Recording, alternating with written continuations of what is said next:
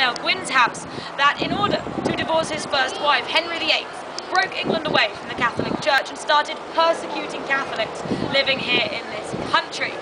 And this continued, his son continued this, Edward, his daughter Elizabeth I continued this as well. Now in 1603, Henry's daughter Elizabeth died, and she left behind her no children to take over the throne. Now this caused a bit of a problem here in England. The government had to look a bit further away to find somebody to become king. And where they looked was up to Scotland, to Elizabeth's cousin, James VI of Scotland. He was invited down here to London to become King James I of England and Scotland combined. Now this gave the Catholics here some hope, because up in Scotland there were lots of Catholics. The Scottish royal family didn't have much of a problem with them. So the Catholics in England thought that James I taking the throne would mean a new era of tolerance and no persecution. And as I'm sure you guys can imagine, they were kind of looking forward to this. Unfortunately, they were sadly disappointed, because although James I himself had no problem with Catholics, Parliament did. And Parliament had quite a lot of say in how this country was run, so nothing really changed. The persecution continued just as before. Now by 1605, the Catholics here were fed up, and in particular 12 Catholic nobles decided it was time to take matters into their own hands. These 12 Catholic lords got together and started planning a way to get rid of the king, get rid of Parliament, and put their own Catholic king on the throne. Now they realised there was one day in the year when the king, his entire family, and all the members of Parliament would be in the same place at the same time. On the 5th of November 1605, the state opening of Parliament, they would all be inside the Houses of Parliament. So, we have the 12 Catholic conspirators, but what they need is they need to find themselves somebody who can blow up the building on that day. So, they find themselves an explosives expert, a man named Guy Fawkes. Now, Guy Fawkes has been in the British Army for about 20 years. He knows where to get hold of gunpowder, and even better, he knows how to get it under the Houses of Parliament. What Guy Fawkes knew was that it was possible to rent a cellar under the Houses of Parliament. Now this sounds really strange to us today, renting a cellar under a government building, just as a member of the public. How on earth would they let you do that? But back then, they were pretty unconcerned about security. They didn't really have a need to worry about terrorism or anything like that. They had all this extra space and they wanted to make some extra money, so they simply rented out the space under the Houses of Parliament to whoever wanted to pay for it.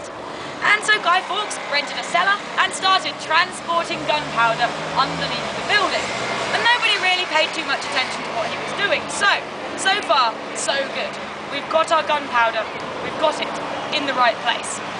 There's just one problem so far, and that is that renting the cellar, buying the gunpowder, raising an army, it all costs lots and lots of money.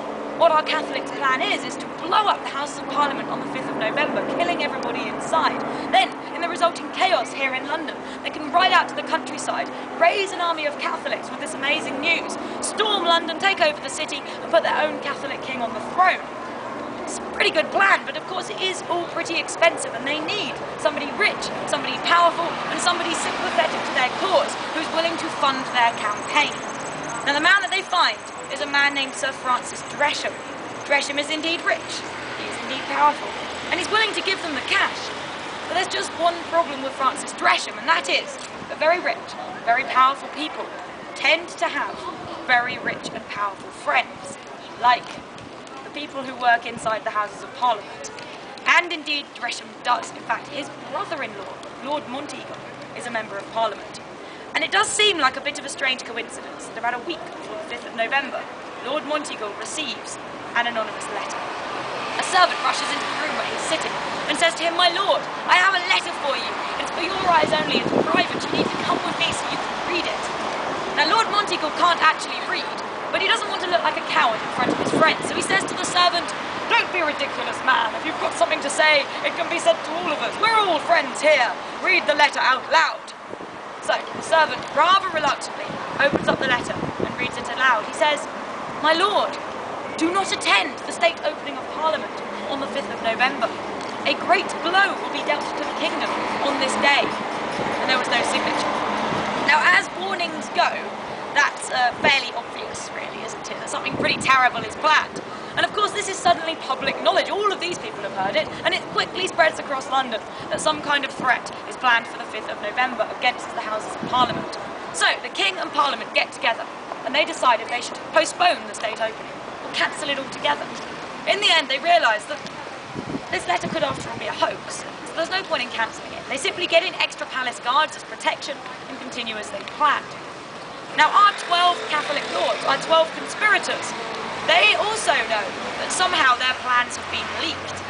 But this is where they make their first fatal mistake. They say, well, we'll just carry on anyway.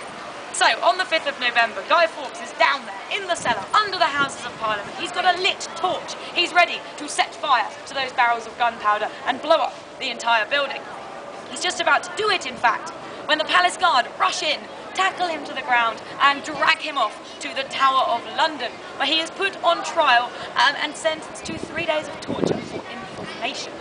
Now the torture that they put him through is what they like to call gentle torture.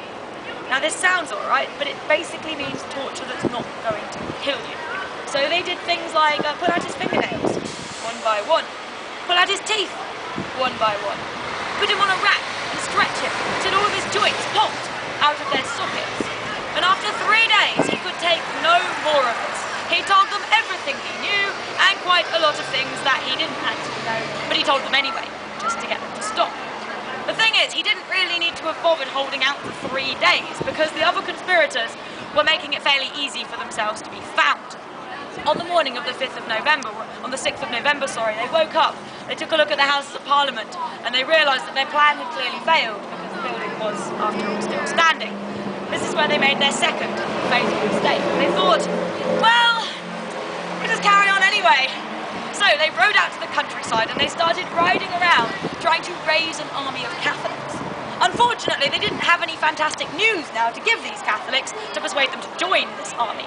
So after a week of riding around in the freezing cold November rain, they had raised a grand army of 36 men. Yeah, not going to be storming London with that, are we? But this is where they make their third fatal mistake. They think, well, we'll just carry on anyway. So, they make their way to their leader's house. Their leader is a man named Robert Catesby. He has an estate called Holbeach House in Staffordshire. Now he gathers his men to him at Holbeach House and he says to them, men, if we're going to go down, we're going to go down fighting. We're going to need all of the swords that we had. Have we got the swords? And his men said, yes, we've got the swords. And he said to the men, we're going to need all the guns that we had. Have we got the guns?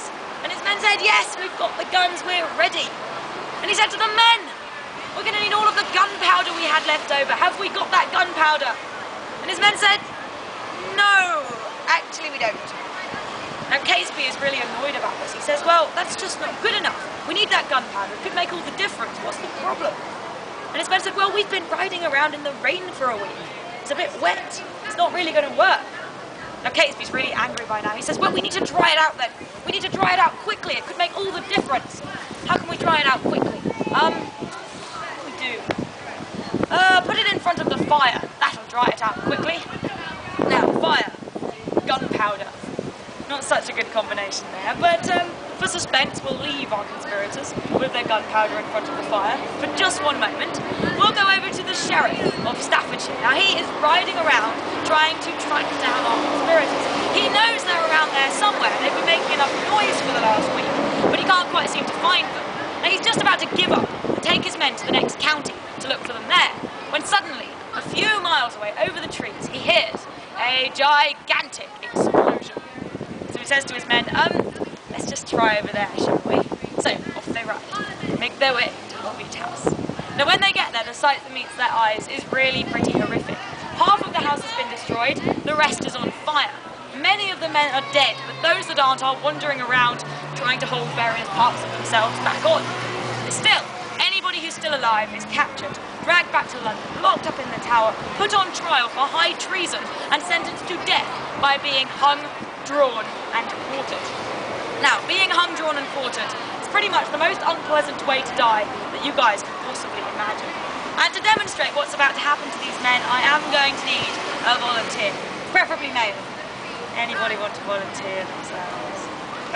Somebody being volunteered over here. Come on, you know you want to.